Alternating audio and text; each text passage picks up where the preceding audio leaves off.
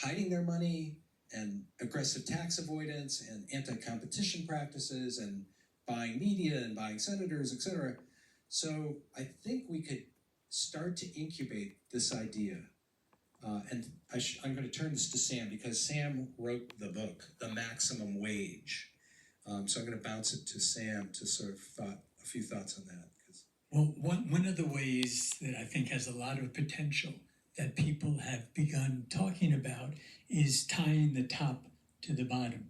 And to start doing that through government contracting, not let any government contract where to a corporation where the CEO makes more than 20 or 50 or 100 times what the average worker at that company makes. And then there's legislation in Congress, bills before Congress that move in that direction. And I think that's the best way we can move to start creating that link, putting that link, the idea of that link in people's minds.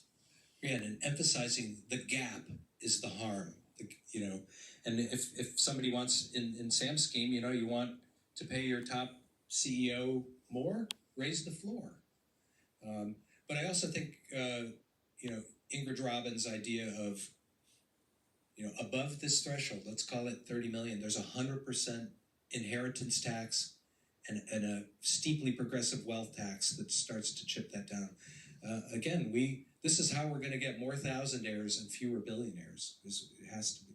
But I think, I hear people say to me, it seems un-American to limit people, that sort of, well, we do that all the time. We draw some very stark lines around certain behaviors.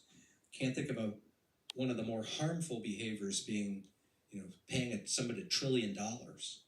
How harmful is that to a wider society?